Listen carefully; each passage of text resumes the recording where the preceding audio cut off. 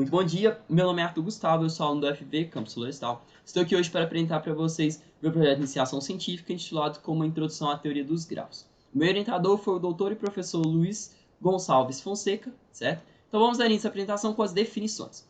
Podemos definir que um grafo é formado por vértices e arestas, então todo grafo G é composto por esses dois conjuntos, V de vértices, A de arestas, assim como o nosso grafo de exemplo à direita. Podemos ver que ele tem 6 vértices que estão contidos no conjunto V e 9 arestas que interligam esses vértices, que estão contidos no conjunto A, sendo elas 9 arestas, certo? Temos os grafos direcionados e não direcionados. Os grafos direcionados são aqueles grafos em que os vértices, as arestas possuem uma orientação, indicando, né, o sentido, né? Nós podemos ver aqui no grafo B, que a partir de A nós podemos seguir para B, para D ou para C. Porém, a seta nos mostra que de D para A não é possível seguir esse caminho, pois não temos uma correspondência de orientação em ambos os sentidos, diferente de um grafo não direcionado, em que por não haver essa orientação, nós podemos percorrer a aresta livremente em ambos os sentidos, certo? O grau de um vértice refere-se ao número de arestas que estão conectadas a ele, sendo V um vértice, né, denotamos o grau de V por D de V. Um exemplo aqui que nós temos, né, no slide, nós temos o vértice 6A, que podemos dizer que tem grau 3, pois ele é conectado a 3 arestas. A partir disso, nós definimos o teorema do aperto de mão, que diz que em qualquer grafo não direcionado, a soma dos graus de todos os vértices é igual ao dobro do número de arestas, ou seja, somatório de todos os graus de todos os vértices é igual a 2 vezes o número de arestas em um grafo, certo? O corolário diz que todo grafo G possui um número par de vértices de grau ímpar, certo? Que nós temos definições bem simples, que são as de adjacência, vizinhança e laço. Adjacência diz respeito a quando um vértice se liga a outro, certo? Então nós temos aqui que o vértice 6 é adjacente a 2, adjacente a 3 e adjacente a 4, pois ele tem arestas que os conectam a esses vértices. Já a vizinhança diz respeito ao conjunto desses vértices adjacentes, ou seja, 6 é adjacente a 2, a 3, a 4 e a ele mesmo, pois aqui nós temos um laço. Um laço trata-se de uma aresta que liga o vértice a ele mesmo, como nós podemos ver aqui, certo? Com isso, nós podemos definir o que é isomorfismo. Isomorfismo é quando dois grafos, né, são reorganizados de forma que seus vértices e arestas tenham correspondência e mantenham as mesmas conexões e graus. Ou seja, temos aqui uma função bijetora em que A é correspondente a W, B a X, C a Z e D a Y. Nesses dois grafos, o grafo ABCD e o grafo WXYZ. Nós podemos ver que A é correspondente a W, então A se liga a B, A se liga a D. Então, W teria que se ligar ao correspondente de D, que é Y, e ao correspondente de B, que é X. Então, isso deveria valer para todos os vértices para um grafo poder ser considerado isomorfo a outro, certo? Indo para os tipos de grafo, nós temos aqui o primeiro tipo de grafo, que é um grafo completo. Os grafos completos são grafos em que os pares de vértices são conectados por uma aresta, ou seja, todos os vértices têm uma conexão com todas as outras arestas, certo? E dizemos que um grafo é completo e denotamos um grafo completo por Kn, sendo n o número de vértices. Nesse exemplo, nós temos o K6, pois ele tem 6 vértices e ele é totalmente conexo, então ele é K6 conexo. Os grafos ponderados são grafos em que as arestas possuem um peso, certo? Esse peso pode ser distância, velocidade, custo, depende do grafo em questão e o que está sendo analisado nele. Temos os grafos bipartidos, né? Os grafos bipartidos são os grafos em que o conjunto de vértices pode ser dividido em dois subconjuntos, né, independentes de arestas, sendo eles aqui no nosso exemplo U e V. Podemos perceber que no conjunto U, nenhum dos vértices é ligado a nenhum dos vértices do conjunto U, certo? As únicas conexões que nós temos é com o conjunto V. E a mesma coisa vale para o conjunto V. No conjunto V, nós não temos vértices que se ligam entre si. Eles apenas estão conectados a vértices do conjunto U, certo? Grafos complementares. Os grafos complementares são o grafo complementar de um grafo G, né? É um grafo G' formado pelos mesmos vértices de G, em que os vértices não conectados em G se conectam em G' e vice-versa, como nós podemos ver aqui, né, no primeiro grafo G, nós temos que 8B não se conecta a 7A.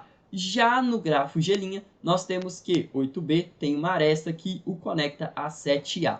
Se sobrepostos, né, os grafos complementares, nós obtemos um grafo completo. Vamos para os subgrafos. Os subgrafos são porções de um gráfico que são obtidos a remover o conjunto de vértices e ou arestas, manter as conexões restantes entre os vértices, certo?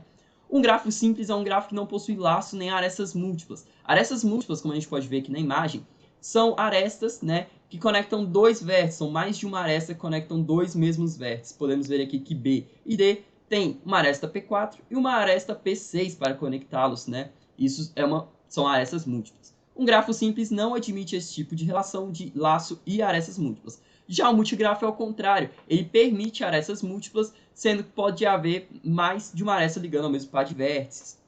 Vamos para ciclos e caminhos, né? Definindo ciclos e caminhos, começamos com passeio. Um passeio de um grafo é uma sequência de arestas que vai do vértice 1 para o vértice 2, para o vértice 3, 5, até o vértice final, sendo que S é o comprimento do passeio, né? E se todas as arestas forem distintas, temos uma trilha. Se o vértice inicial é igual ao vértice final, o passeio é uma trilha fechada, ou um ciclo. E se além das arestas os vértices forem todos distintos, temos um caminho, ok? As árvores são um tipo especial de grafo, né? Pois numa árvore você não tem ciclos e ela é totalmente conexa. Ou seja, não totalmente, né? Ela é conexa. Ou seja, uma árvore tem um vértice especial chamado raiz e dessa raiz você tem um caminho único para cada outro vértice, né? Para ligar dois vértices quaisquer temos apenas um caminho, pois não existe ciclo, certo? Então vamos para o primeiro problema clássico da teoria dos grafos, que é o problema das pontes de Königsberg, certo? Consiste em cruzar 7 pontes numa caminhada contínua, sem passar 2 vezes por qualquer uma delas e retornar ao ponto inicial. Na cidade de Königsberg, nós temos um rio que atravessa a cidade e possui, né, além das duas margens, possui 2 ilhas e possui 7 pontes, certo? Vemos aqui a resolução que Euler achou, né, Euler, matemático da época, chegou na cidade e transformou o problema em um grafo, sendo que cada vértice é uma porção de terra e cada aresta é uma ponte. Ele mostrou que para atravessar todas as pontes uma única vez, sendo o ponto de partida ou mesmo de chegada, cada região deveria ter um número par de arestas conectando-as, uma para chegada e outra para saída. Então ele definiu que um grafo G de M arestas é euleriano quando existe uma trilha fechada de comprimento M em G, como no grafo G1. Se um grafo não é euleriano, mas tem uma trilha aberta de tamanho M, ele é considerado semi-euleriano, como o grafo G2. E o grafo G3 não atende nenhum das duas requisições, certo? Então nós temos aqui o teorema de Euler, que diz que um grafo conexo G é euleriano se e somente se todos seus vértices têm grau par. Já o colorário diz que um grafo G é conexo, né, se é semi-euleriano se e somente se no máximo 2 vértices têm grau ímpar, certo?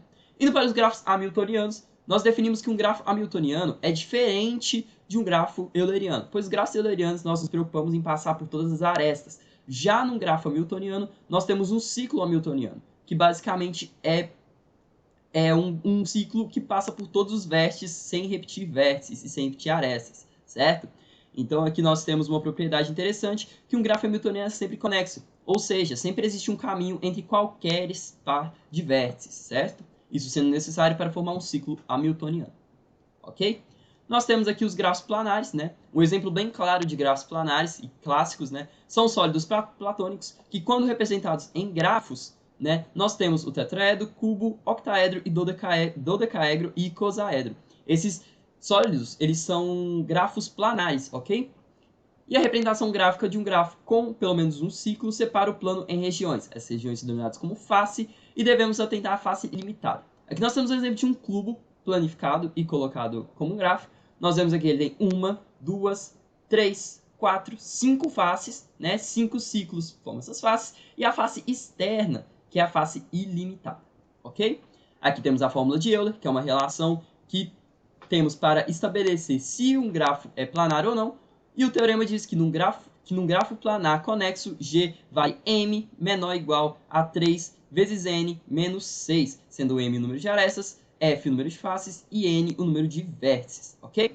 Esse é o teorema de Kuratowski, que diz que um grafo G é planar se somente se não contém uma subdivisão de K33 e K5. Esse é o grafo K5, certo? Em que, se substituímos os valores e nos atentarmos à relação, nós vemos que não é obedecida, certo? Não satisfazemos a relação. E esse é o K33, certo? que também não satisfaz, mas aqui é diferente, pois um grafo bipartido vale a relação m é menor ou igual a 2 vezes n menos 4. Essas são as nossas referências bibliográficas. Muito obrigado pela atenção, um bom